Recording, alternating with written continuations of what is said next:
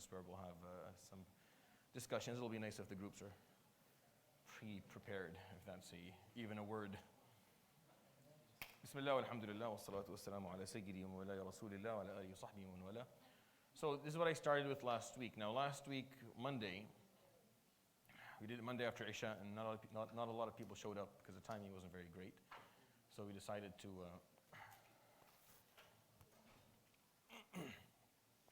change it to Tuesdays, inshallah, after Maghrib. Moving forward, it'll stay, inshallah, after Maghrib until they switch the time in November. At that point, we'll just do maybe an hour prior, an hour and 15 minutes prior to Isha, because Isha is 7:45. Once we change the time in Isha in November, Isha will be solid 7:45, like until basically March. So it'll be a long time, just 7:45. So we'll just stick to 6:30 and just keep on going for like that until, inshallah, until March. For now, we'll just do after Maghrib until they change the time. October is always a bit of a struggle in terms of figuring out when to do things because how quickly the Maghrib and Fajr change. So we talked about, this is the sixth topic. And within this introduction course, I have a couple of topics that are fundamental, that are very important. I need everyone to understand. You can't really be a mentor if you don't understand them. Because really, as a mentor, your job is not to give fiqh, to explain ahkam and rulings, or to answer and tease out every creed-based question that they have and every theological problem that they came up with. Your job is just to provide the person in front of you with a moral compass. And the moral compass has to be a number of basic Islamic principles that you adhere to, you understand well, and that you can explain to them. Which is why we talked about Iqra, the fundamental principle. We talked about activism versus indifference. We talked about stewardship. We talked about service. We talked about jihad. We talked about tawheed. These are all very, very, very basic Islamic concepts. Like when I say very basic, meaning they're the first things that the Sahaba learned. They maybe didn't learn it through a mentorship program that we're teaching today, but because the Prophet ﷺ was very articulate, and because Arabic was their language and the Quran was speaking to them, they understood it. It was as if the Quran was basically mentoring them and teaching them how to understand these things just through the verses that were being revealed. For us, it's a little bit of a different approach. We have to kind of sit down and kind of take it all and put it together and make sure that you comprehend it. So Tazkiyah is the seventh or sixth concept. It's very important. And what I spent last time doing, for those who were here, was just convincing you that this is one of the most important Islamic ideas that exists, which is self-purification or self-development.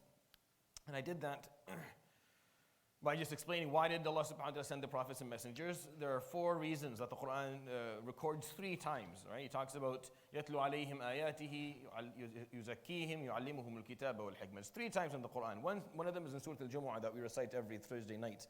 And it's called Surah Al-Jumu'ah because it kind of explains that basic idea. And here's the translation of those. Recite the signs of God, يَتْلُ عَلَيْهِمْ آيَاتِهِ. Not the verses of the Quran, the signs of God, as in what evidence you have or proof, or what is directing you towards comprehending or believing in La ilaha illallah, the oneness of a deity. Yuzakkihim means to purify them or teach self-purification. Yu'allimuhumul kitab, teach them the book, which is the rulings and the commands of Allah. And then wal hikmah, teaching them the wisdom, the application, how to apply that stuff. Not everything needs to be said at every moment, right? There's wisdom of how to do things. And this is broken down into basically 4 things. These are the 4 basic stuff that you have to learn it with when you learn it, that the prophets came to teach. They came to teach who Allah is, which is basically the creed, aqidah, like what is it that you believe in. You should be very clear on that, who Allah subhanahu wa ta'ala is and what does that mean. Everything, all theology is just understanding the description of God himself. Jalla Jalaluhu. And then the second one, self-purification, which is tazkiyah, which is what we're talking about. So in the Quran, it qualifies as a second point. The first thing the Prophet ﷺ came to do was to tell you who God is. The second thing he came to do is to purify, teach you how to self-purify. And then after that, Islamic law, which is fiqh. And then how to practice that law properly, which is suluk or akhlaq, understanding, having the morals. So all 3 of these we seem to hear a lot about. Like people always end up learning at some point in their lives, take a text of aqidah or a course where they learn theology, they learn and understand who God is. The fiqh, meaning you know how to do stuff. You know who God is basically. You know how to pray, the movements and the wudu and that stuff. That's fiqh basically. And akhlaq and suluk is what you'll spend the rest of your life being educated on. A lot of these values and morals is what you're taught at home. Tazkiyah is something that I know actively is left out. Like it is clearly not something that we talk about a lot. Meaning you're not being taught these skills. You know how to self-purify? Do you know how to be self-aware? Are you able to understand what's happening when you feel certain things or you think certain way or you feel, is that something clear to you, or is it just we just kind of go through life hitting and hitting the walls trying to figure it out on our own. This is not something you can figure out on your own. You have to be taught this. And that's why this Surah Al-Shams is very important. Allah subhanahu wa ta'ala takes an oath in 11 things. Everything that is created that you cannot control. As-sama, الشمس وضحاها والقمر والنهار والليل والسماء وما بناها والأرض ما طحاها. Just to say, قد أفلح من زكاها وقد خاب من دساها. Those who purify themselves will be successful, and those who fail to purify themselves will be disappointed. And the word disappointed here is a really interesting word. Because you'll come Yawm al-Qiyamah thinking that things are going to work out, but they won't. They won't work out. So you'll be disappointed. Not everyone's disappointed Yawm al-Qiyamah. Some people know what they've done, so they're not surprised at all. When Jahannam's doors open for them, they're like, yep, that's me. That's what I did. And they're not happy about it, but at least they know. They're not surprised by it. But some people be عندهم خيبة. Khayba means they're just disappointed. No, why am I going here? I thought if you don't self-purify, then you'll be disappointed Yawm al-Qiyamah. Because a lot of the deeds that you're doing may not be accepted to begin with. Because there are too many flaws, fundamental flaws in them that you didn't pay attention to because you didn't spend time learning this and practicing it. And we talked about how the Prophet ﷺ talked about taqwa. Allah does not look at your bodies, does not look at your figure, doesn't look at your form, doesn't care on your appearance. He's looking at your heart, looking at your deeds. It's the heart. If you fix the heart, then everything else will follow. And if it fails, then everything else will fail. And we went through these things last time. And one of the very scary ahadith that I brought up, just so that maybe I can give you one more reason to listen to this and maybe commit yourself to it. The Prophet ﷺ, in a hadith that is authentic, would say, how many people who fast in this world who will get nothing from their fasting on the Day of Judgment besides the fact that they were hungry? And how many people will stand up in prayer and they will get nothing on the Day of Judgment besides they were tired? They stand up imagine you stayed up all night praying, and then all you got from it was that you were tired the next morning. That's it. Nothing else. No hasanat, nothing. You basically cashed in nothing. You spent 30 days hungry all day, doing siyam, hoping to be rewarded by God. All you got was the fact that you were hungry for 17 hours a day for 30 days straight. Nothing else is given. It's a very scary thing that Allah subhanahu wa ta'ala completely does not accept acceptance. It's a big deal. If you go back to wherever you come from, you'll find that people probably after salah say, taqabbal Allah. No? Never heard that before? They come say, well, it's a dua. It means may Allah accept. May Allah accept. Because if He doesn't accept, what's the point? Right? It's not really it's a concept that was taught that don't forget ever that really none of these deeds mean anything if they're not accepted. Nothing means anything. If we just prayed Maghrib, if it's not accepted, what's the point? Nothing. You get nothing out of it. So this is why talking about this is important. Acceptance of deeds is based on self-purification. If you know how to do it and you have that skill set and you practice self-purification, then your deeds suddenly will work. Now the nomenclature here is important because I need you to know. So I didn't write them in Arabic, but I wrote them in English, so know them well. Spirit is a ruh. All right, so these are the words that you'll hear in the Quran. Here they mean in English, and I'll explain them to you briefly. Now if you want more information on all this stuff, if this is interesting to you and you want to learn it, then go to the 7 episodes that I did, I think a year or 2 or 3 ago, I don't know. It's called The Empty Space. You can find it on the Facebook page or YouTube. Or the WhatsApp group. It's called The Empty Space, and I explain these things slowly so you can listen very carefully to what a ruh is. It's Allah subhanahu wa ta'ala's breath, meaning that it's something that comes from God. What exactly it means, we don't know, but it's something that comes purely from Allah subhanahu wa ta'ala. The soul is the nafs. And the soul and the nafs is basically what was born when the spirit and the earth, the soul of the earth met. Because the body is from the earth, yes? How come it says, so ruh is talking about Jibreel. That's his nickname. So that's the difference. So the Holy Spirit, ever heard the Holy Spirit? And so they call Jibreel the Holy Spirit, and we use the ruh, al-ruh as a way to refer to him as well. And there's different ways to understand that verse, by the way, but that's to kind of make it simple. So this nafs is basically whatever was born when the ruh and the earth met, and then the spirit, the soul was born. And it's what makes us very unique.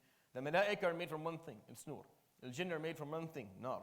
Everything is made from one thing, except the human being. There's the spirit of Allah subhanahu wa ta'ala that's well developed with the soil of the earth, and then something is born called the soul. And that's why you and I are a bit of a hybrid. And there's something about that makes this experience unique, which is why you're given prophets and messengers, and you can choose, and you can say no. Allah subhanahu wa ta'ala can tell you do this, and you can say no, I don't want to do it. And it's very interesting, because nothing else can do that but you. And then you get to make your own decisions, and you're very creative, and you have the ability to question everything. You can leave your atmosphere, you can actually change the environment. That every other creature can only exist within an environment, right? If you ruin its environment or its natural habitat, it dies. Everything's like that, correct? What is not like that? Everything dies outside of its natural habitat. That's why so many things go extincted, except the human being. Put them anywhere.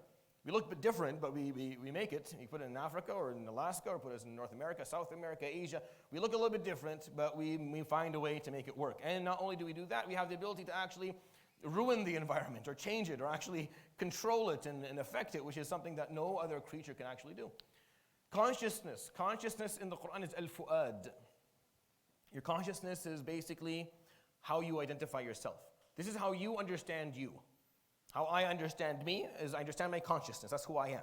I'm not really this body, because if la samahallah, you end up being paralyzed or you lose body parts. I don't stop being me. I'm still me. My consciousness is, as long as my brain is working properly, is still there. As long as I have basic executive functions, that's my consciousness.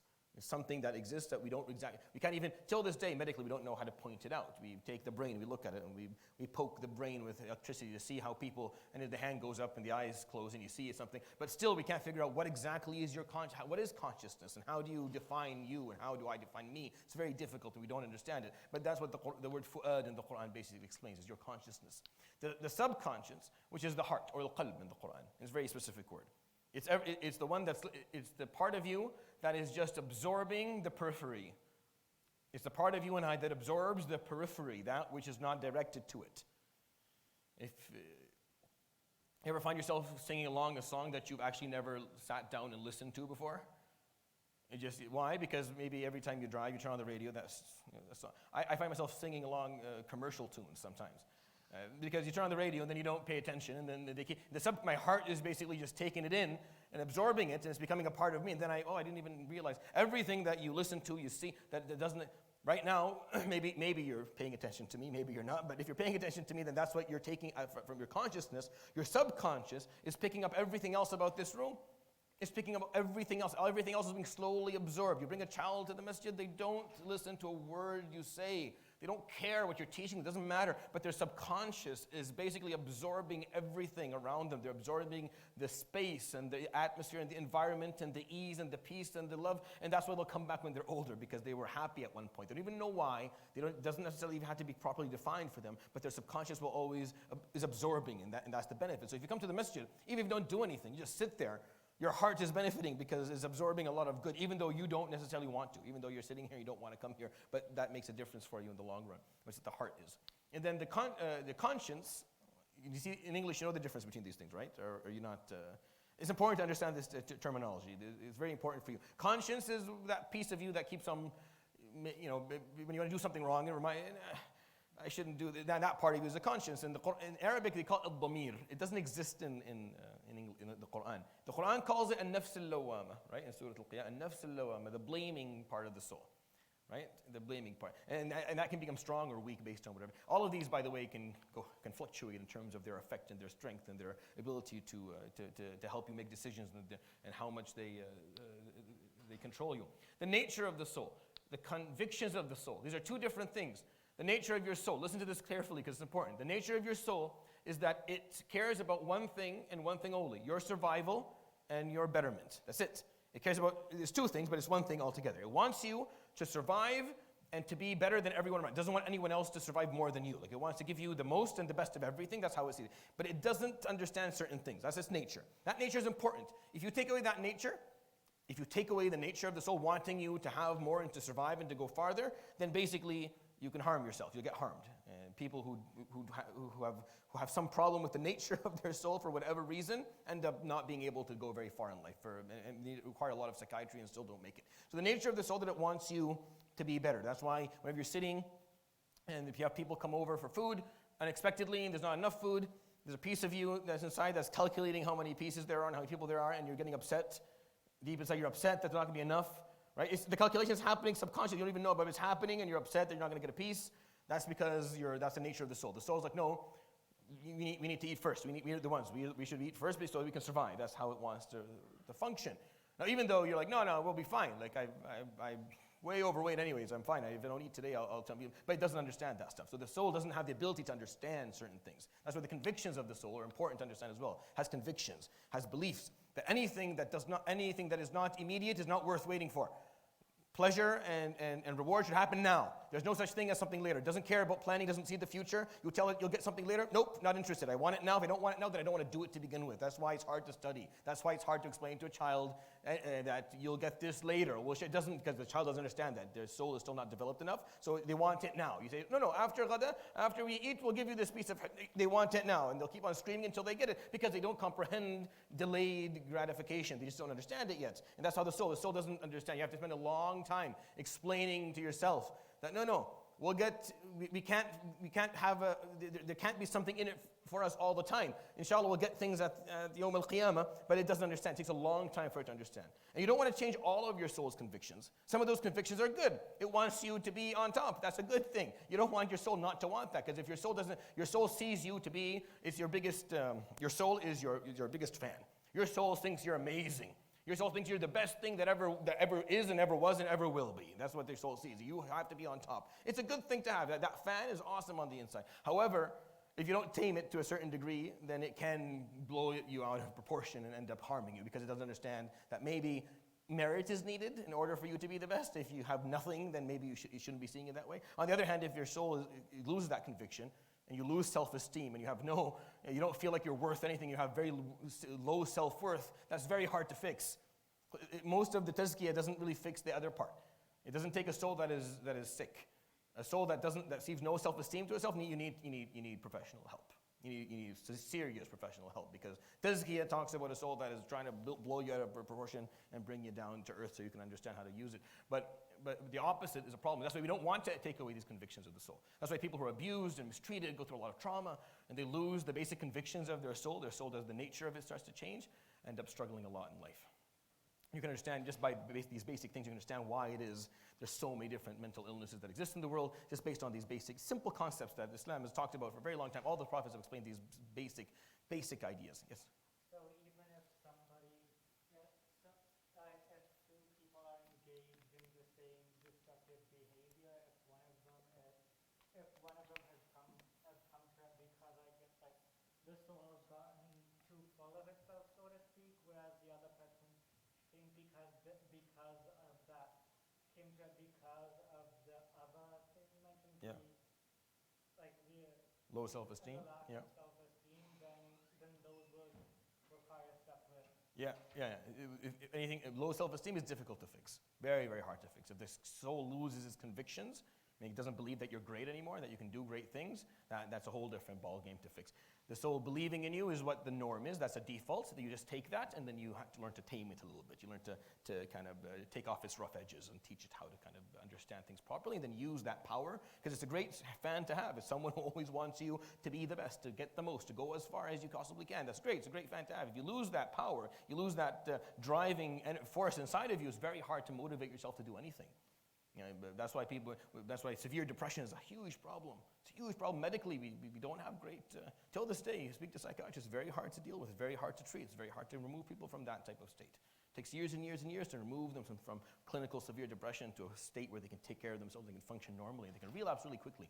And even, a lot of the treatments that we have today don't work very well. It's a struggle. But I mean, again, this is not this one topic or one within this mentorship training.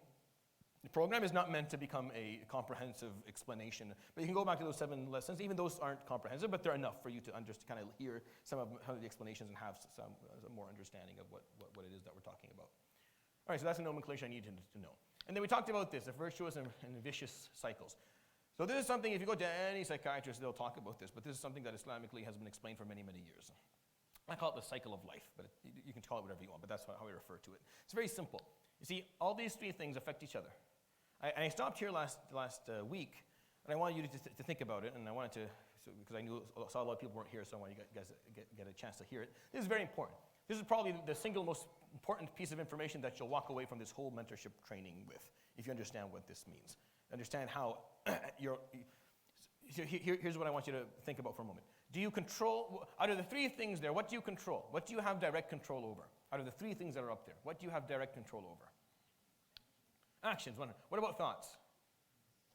Yeah, to a certain degree, right? There's maybe a small portion of thoughts that you don't control, but the majority of your thoughts you control. Like how you think about something is something that you actively do. You choose. It's a part of your conscious decisions. But what about your feelings? Right? Zero. You have zero control over your feelings. I'm talking direct control direct control, not about indirect.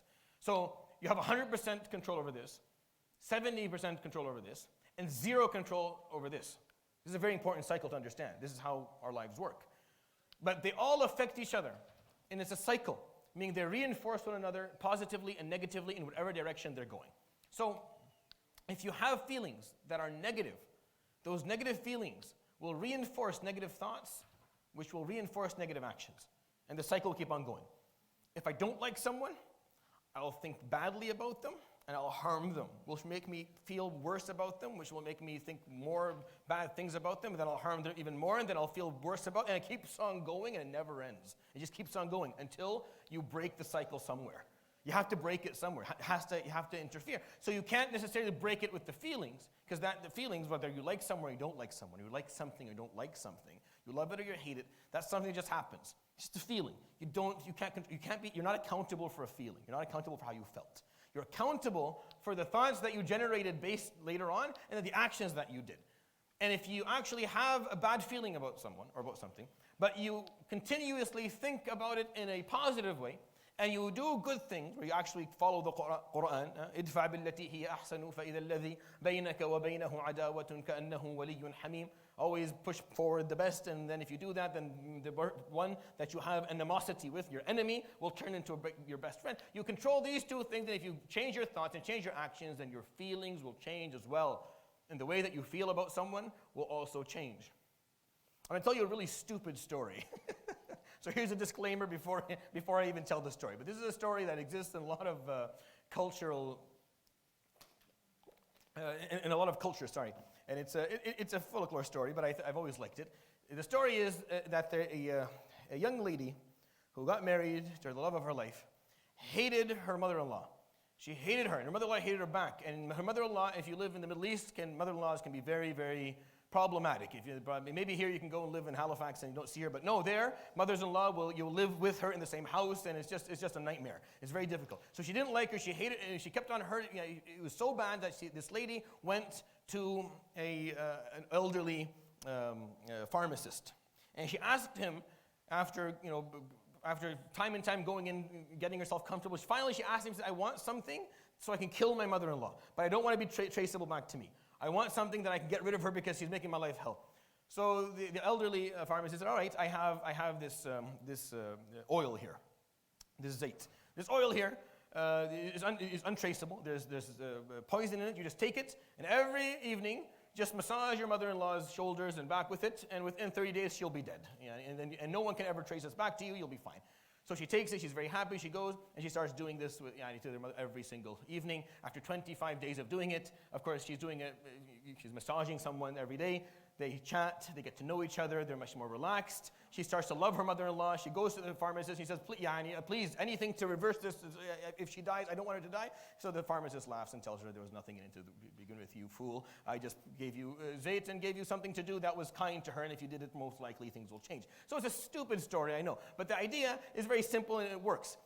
Hating something doesn't necessarily mean that you will never change. What it means is that you can't directly change your feeling, you can indirectly change your feeling. Indirectly changing your feelings requires you to invest in these two things. You have to change the way you think about them, meaning you have to humanize the person in front of you. You have to wonder, why is it that they're like that? Why are they saying these things? Do you actually buy into the Marvel and DC comics of pure evil existing? It doesn't exist. No one's purely evil. Anyone who's doing something that's bothering you, there's a backstory to it. There must be a reason that this is going on. There must be something that's happening to them, and if you take enough time to think about it, you can understand them. And if you can understand them, then you can empathize with them. If you can empathize with them, you don't hate them anymore. And then if you can change your actions towards them, you can find things that can be done to them that are positive, where you can look at them, then these feelings will change. It's very simple. It doesn't take a lot of work. And all feelings will change. Any feeling, doesn't matter what it is, doesn't matter what type of feeling, doesn't matter where it's generated, what part of you is being generated.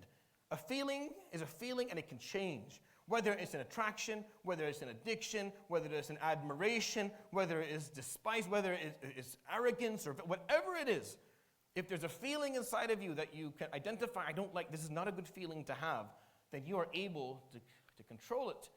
It won't happen directly. There's no button. Thoughts, I can just think. Right now, if you want to think about something, I'll say white elephant, and then immediately the image will come into your brain. You have no, you can think about things directly, and then you can think about something else. You can make it black if you like. You can make it purple. You can put it on a bicycle, or maybe a tricycle, maybe have it juggling some balloons, and see, now you're watching a movie inside your head. You can do whatever. You can do what you want. With your thoughts, you're capable of controlling this stuff. You're very imaginative, creative. Actions are the most conscious thing that we have. Either you walk up to someone and be kind, or you walk up to someone and be mean, and you choose what you say and how you say it, and that's completely your choice. And all of these will affect your feelings. And this is why it's important for us to understand this stuff. If you're having bad thoughts, then feelings and actions can affect them. If you're having bad actions, then thoughts and feelings will affect them, and vice versa. And it's a vicious cycle or a virtuous cycle. There are virtuous cycles, meaning if you have good feelings, you do good actions, it will generate good thoughts that will also strengthen those feelings, and it just keeps on going and going, and it just keeps on.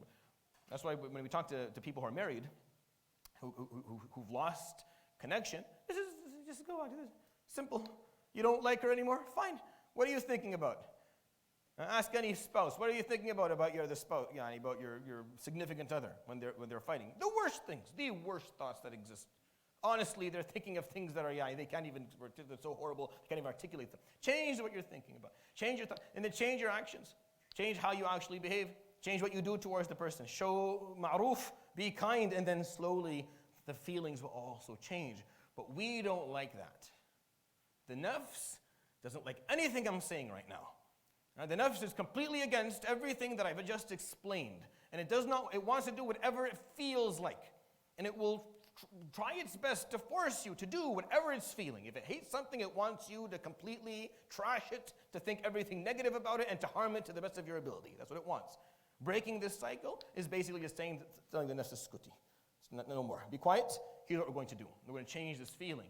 Because when the nafs likes something, let me explain this a little bit more. And sorry if this is becoming a bit too technical, but I want you to think about these things that are important to you. The nafs is not very intelligent. It's not a very smart thing. It's a being inside of you that's kind of stupid. It doesn't really understand much. But if it just knows what it wants and what it doesn't want. Right now, it doesn't like, for example, reading Quran or coming to a masjid. Let's take something really simple, dead simple. Doesn't like doing it, so it will give you all the reasons why you shouldn't go, all the negative scenarios that could happen when you go. It will try to take you somewhere else. It'll try to affect your actions, especially if you don't go.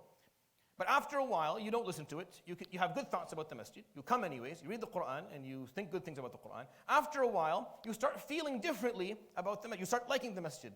The nafs won't fight you after the feelings change. I mean, the moment the nafs starts to feel, I like the masjid, you can let go. It will continue to guide you to the masjid all the time.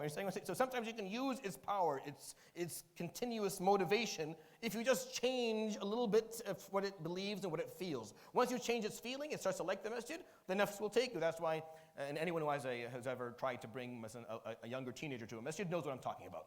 Try to bring them against their will, impossible. It's the worst thing ever. I hope every teenager who made it difficult for their parents has a kid and they do the same to them, just so that they learn. It's the worst thing in the world, trying to bring a child to the masjid that doesn't want to go there. It's so hard. But the moment, for some reason, the child or the teenager starts to like the masjid, it's not difficult at all. They'll just go on their own. They'll actually find ways to do it. You don't have to worry about it anymore because the feelings change. It's just this changed. And the nafs doesn't know, doesn't care. It knows what it likes and what it doesn't like. If you can make it like something, then it'll start doing it on its own. That's why the Prophet ﷺ, as I'll explain soon, لا يؤمن أحدكم حتى يكون هواه تبعا لما جئت به. None of you will achieve the highest degree of iman until their self-desires become aligned with what I taught. Until your self-desires start to love doing whatever Muhammad ﷺ did. And you can do it, and it's totally doable. It doesn't have to always be a struggle. Like siyam and salah and sadaqah and zakah and qira'at Quran. It doesn't have to always be an uphill struggle. It will be initially. If you understood what I explained, it will be initially, but it doesn't have to be forever. It can change, and it has changed. And that's why Islam has lived this long. But we are failing on this front a little bit. But I do need you to kind of take this time and to think about it. This will help you in everything in life, whatever it is. Because all our lives are, if you break down our lives, they're just these three things. It's what I feel, what I'm thinking, and what I'm doing. That's it. There's nothing else. We're very simple creatures. There's nothing complex about us. So if you understand this, and you just understand that, okay, I'm feeling negatively, okay, take some time and figure out how to affect your thoughts and your actions. Yeah, go ahead. So you explained like how you would do this to get a good habit. How do you harness the same cycle to get rid of a bad habit? Well, it's the same basic idea. So if you have a bad habit that you're doing, so bad actions. So for example, a bad action, right? So in order for the bad action to change, you have to change the way you think about it. So the thought process about it has to change, and the feelings have to be, that's why it's hard to change an addiction. The reason it's hard to change addiction because addictions are actions, and you've lost your control over your actions. That's why that's why it's a problem to be addicted to anything, because now you have 1 out of 3.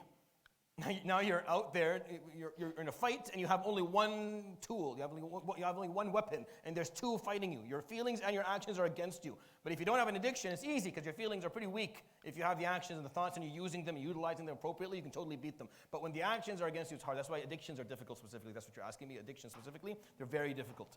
Because if you told me anything else, I would tell you just stop doing the habit. Just stop it. So stop it and change the way you think. Your feelings will follow along, and then it'll become easy. So you have to stop it. That's why rehab works.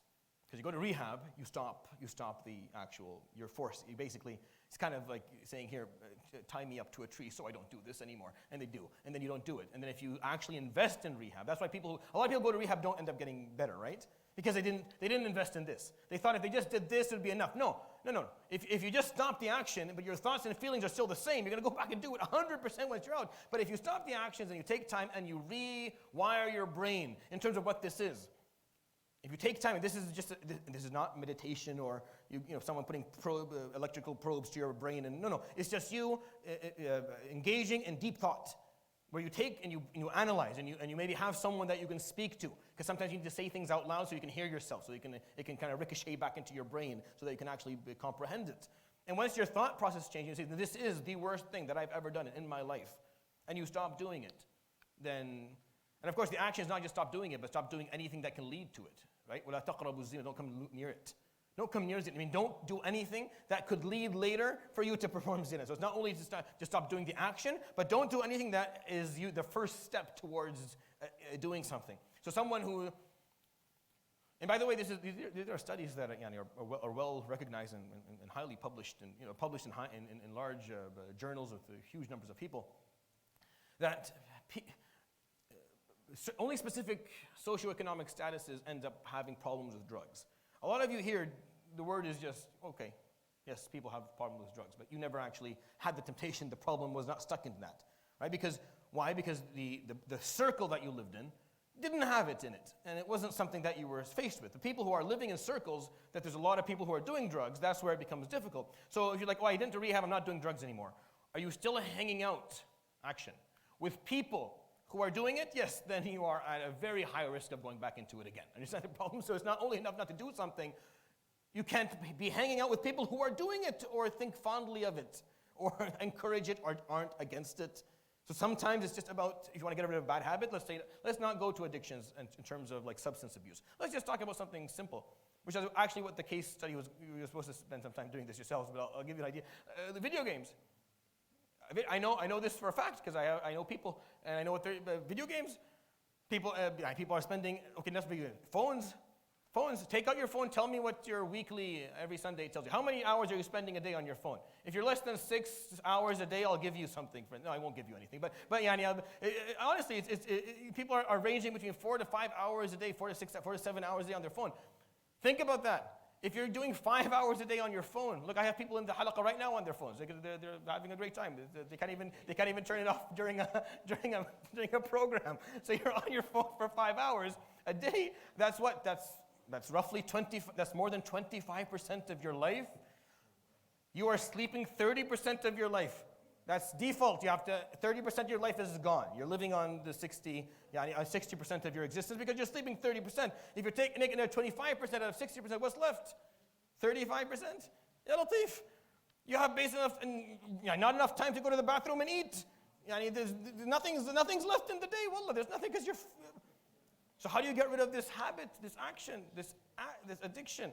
Well, you have to change your thought process.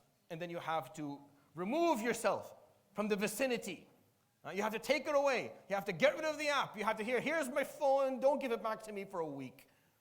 If you can. Or here's my Xbox. Hold on to my PS5 for a little bit. I need to detoxify and rewire my brain about what it is that I'm doing with my life. I've never told anyone, ever, don't play a video game or don't own a phone. No, you should have both.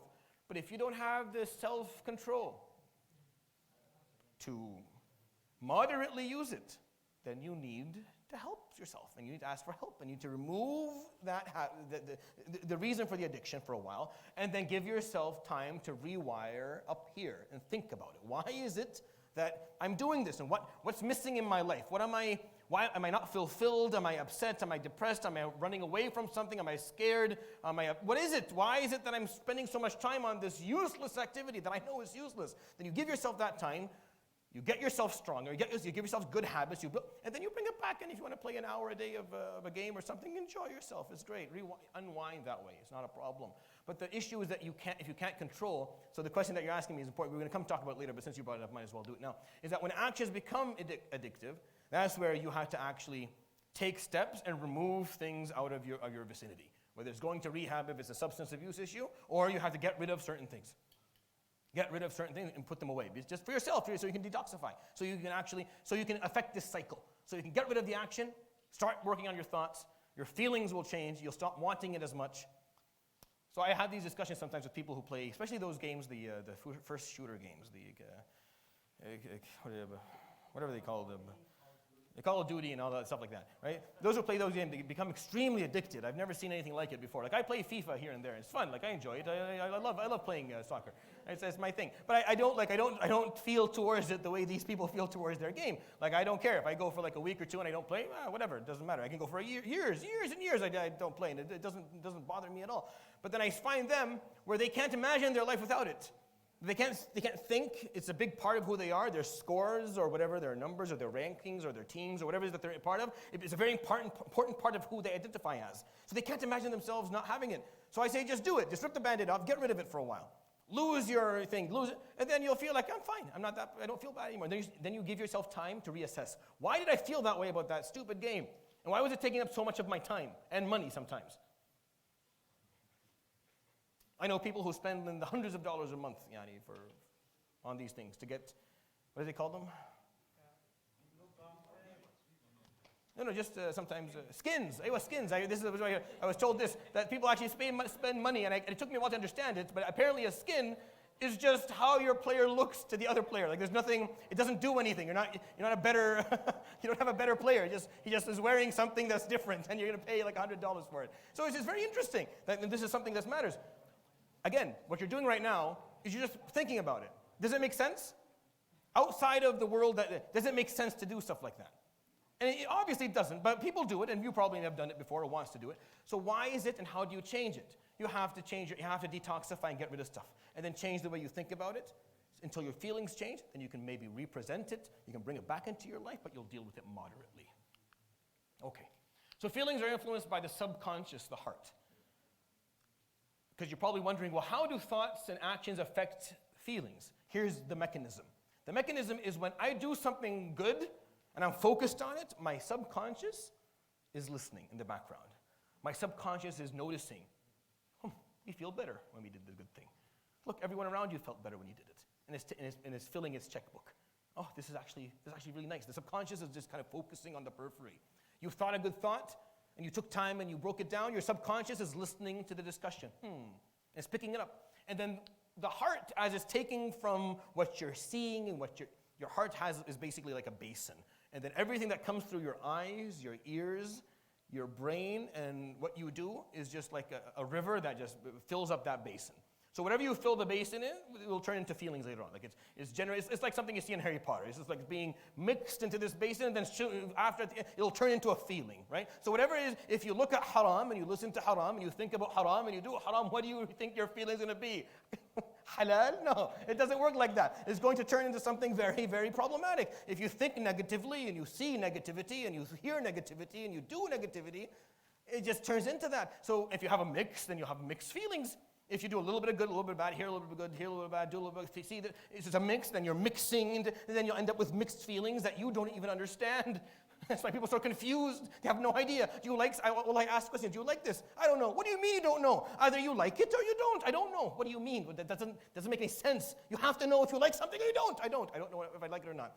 That is a degree of confusion that is way beyond my ability, my small ability to understand how life works, because you should be able to at least identify your feelings. But if you mix up your subconscious to the degree where you don't know anymore, we can't control directly our feelings, but your subconscious is the one that controls feelings. And whatever you put into it, so here, come back again. One more time. I'm sorry if we took a long time today. So the feelings are being affected by the subconscious, right? Whatever. You think good things, your heart picks it up. Your subconscious picks those good thoughts. The breakdown, the rationale, the logic. It's affecting it. It doesn't affect it like this, or else it would be directly. It's indirect. It gives time. You need a month, a 2, 3, 4. These thoughts continuously are being thought and contemplated and reflected upon until they turn into values or ethics or beliefs or convictions that you're 100% sure. And it affects the feelings. And the actions, the good deeds that you're doing, actions as in, you know what? Listening to this garbage, I don't want to listen to this anymore. When I listen to these things, or these people say these things, or these types of songs, or these types of, it's bothering me, I get rid of it. When I'm staring at my screen, all I get at the end is just, I'm going to stop. So you're changing your action. I'm not looking at this anymore. I'm not listening to that anymore. I'm going to change what I listen to.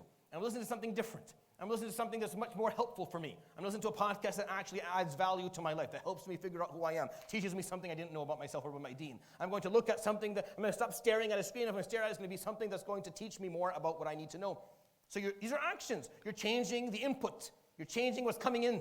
You're changing what's going through the eyes and the ears. And then your subconscious takes it all, mixes it up, and gives you a feeling, and then you're good. Then you're good. So if you look around and say, well, how is it this person is, they enjoy this, or they actually want to come and do these things, and they find that, well, it's just what their input is in.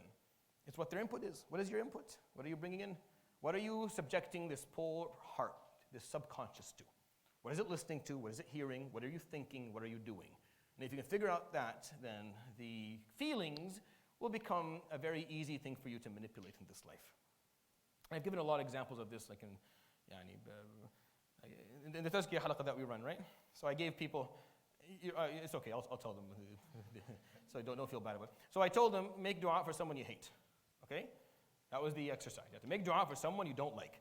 And this was done to me, so someone did it to me when I was younger. My teacher taught me.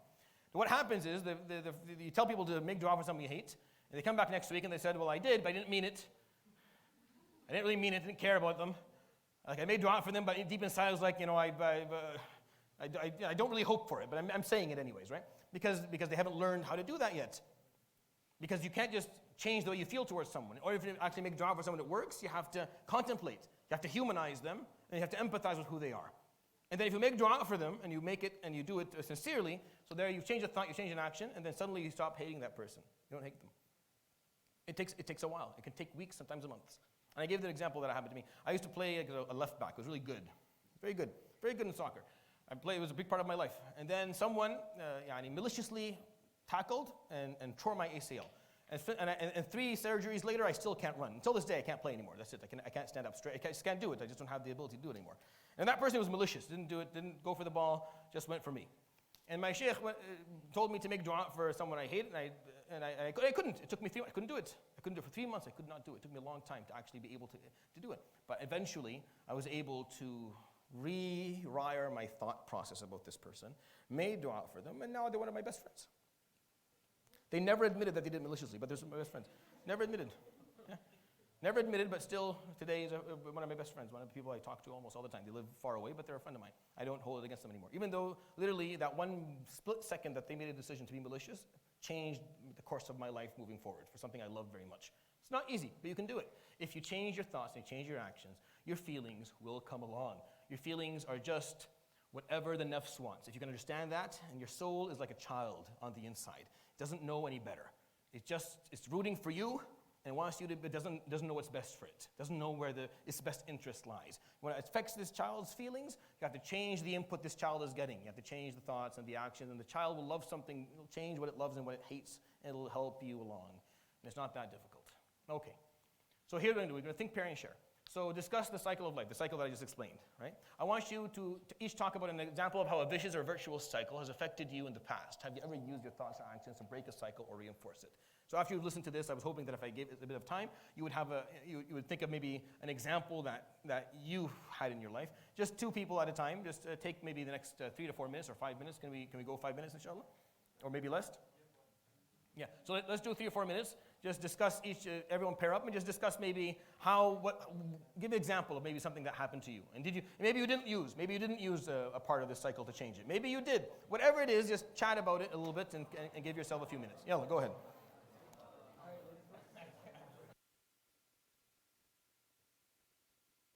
Think, pair, share. Or if you need a group of 3, that works as well. Groups of 3 will work.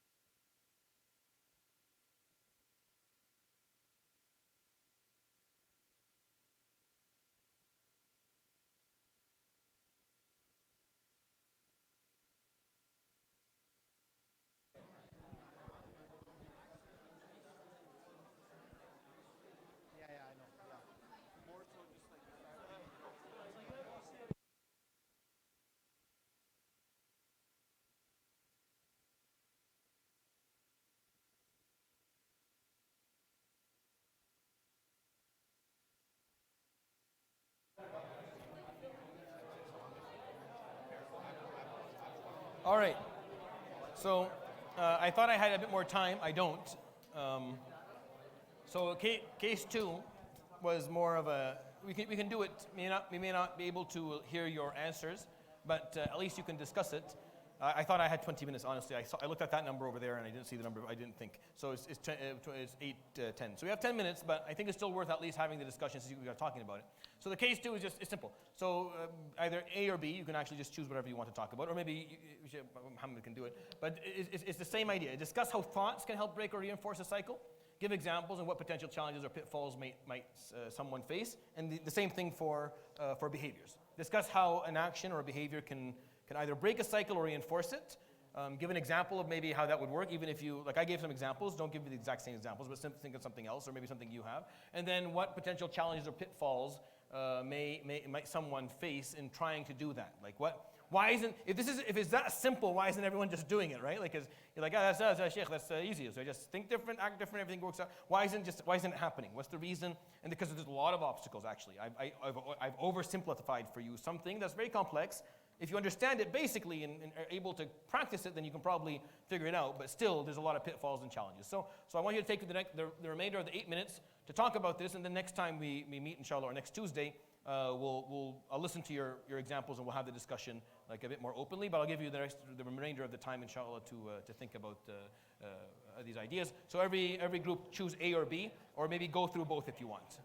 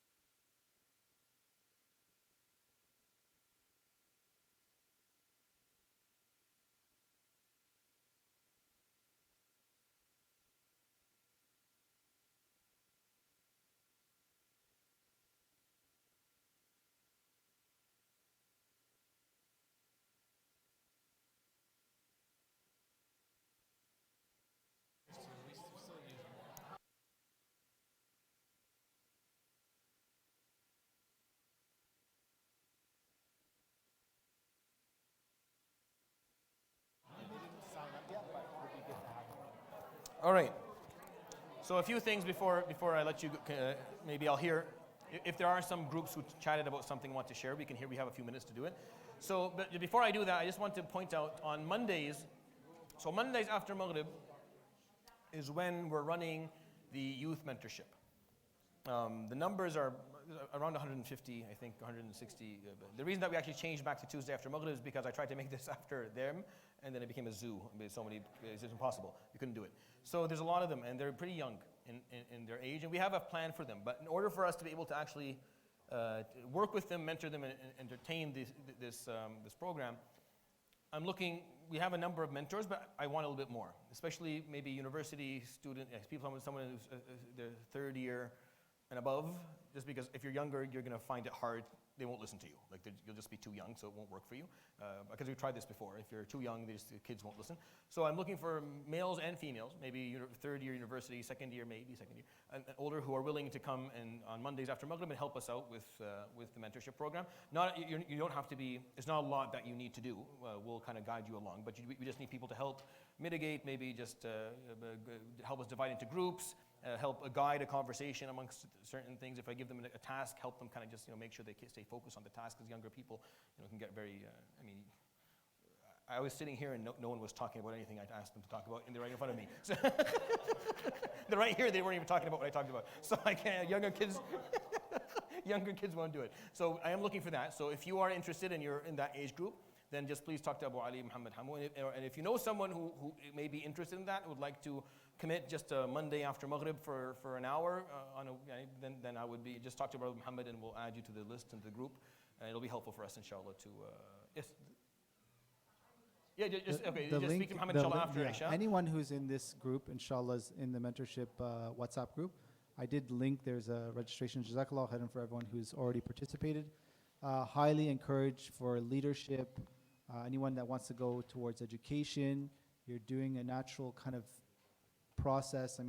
It's all about relationships. It's all about really mentorship and leadership. So if you have that path or that goal, it would definitely help your career and your position in this community, really, as a mentor. This is how you learn. You learn how to do this by just kind of starting with something small. So if you're interested or you know someone who is, please let us know, because we're just trying to build a smaller group. We do have a number of people, but I felt like the numbers that actually showed up was more than I had anticipated, so I ended up needing more mentors than I thought I was going to need to begin with. So that's, inshallah, the plan. We'll resume, inshallah, this session. Again, you have the resource on the WhatsApp group. If you want to listen to the empty space, I would highly recommend you listen to it, because if you want to understand this deeply, that's where I can explain it in more detail. And we'll resume this discussion, inshallah ta'ala, next week after Salat al-Maghrib. جزاكم الله خير. سبحانك اللهم وبحمدك اشهد ان لا اله الا انت استغفرك واتوب اليك. وصلى الله وسلم وبارك على نبينا محمد وعلى اله وصحبه اجمعين. جزاكم الله خيرا. بارك الله فيكم. And tentatively, there will be